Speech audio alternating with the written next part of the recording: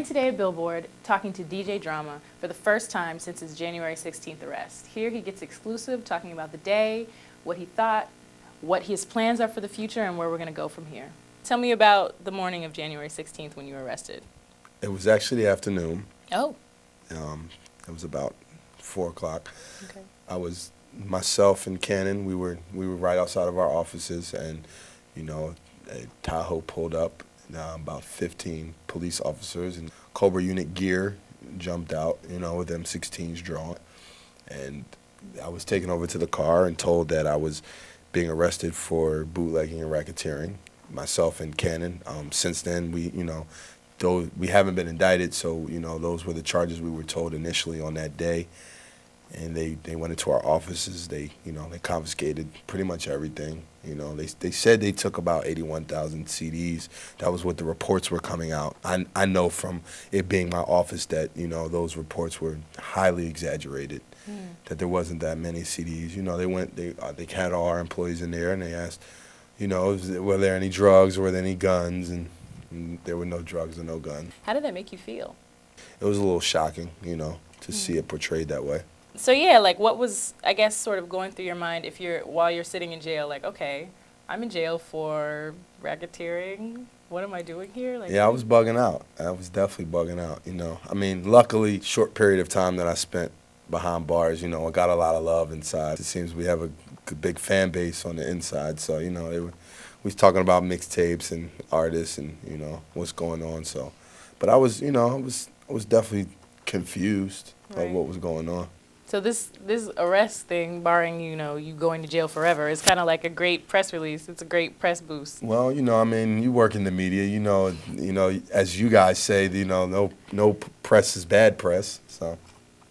And then I think on the other end of it at the same time is, a lot of people within the music industry and within the hip-hop community also know that I'm no criminal. So I got a lot of support even on that end. So, that came at all angles, so. Okay. And I think another misconception, what's the difference, if you can explain, between mixtapes and pirated music? Pirated music or bootlegging is basically, when someone takes a major label album and makes a copy of it and then sells it. Mixtapes are DJ Drama and Young Jeezy presents Gangsta Grills. Okay. And it's new music? All new music. All new music.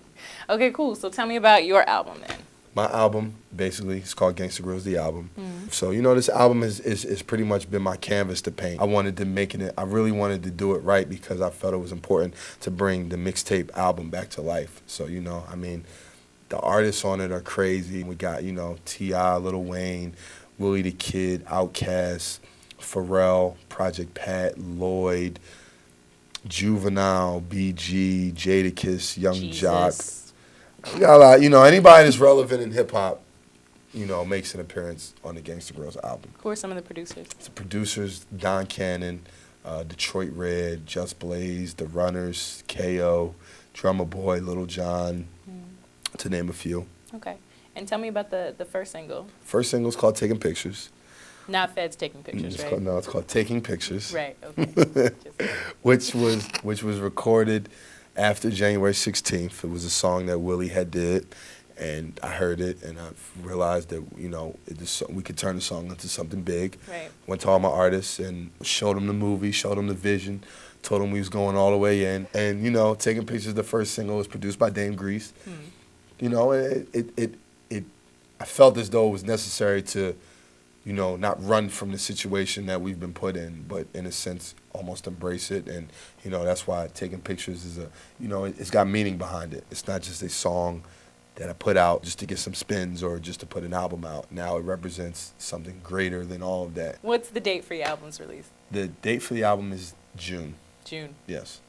Okay, cool. So what, I guess, has January 16th done for your business, if you could look towards the future? Again, everything from January 16th on is put myself on a bigger platform. Since then, I've been in the New York Times, a couple covers of a couple magazines, so I'm sure that DJ Drama is a pretty well-known name. So now it's important to me to keep my quality up, keep my consistency up, and let people know again how important we are and what I bring to the table. So my positives have definitely outweighed my negatives. So it's done good things for my business. So maybe getting arrested is like you should do it every other couple of months. No, I wouldn't want to do that. I definitely, don't want to see the jail cell ever again. But, again, I don't move backwards, I move forward. So, I take the good from the situation and leave the bad there. All right, cool. Well, thanks for stopping by. No problem. Our big yellow room. Thanks for having me. It's really hot.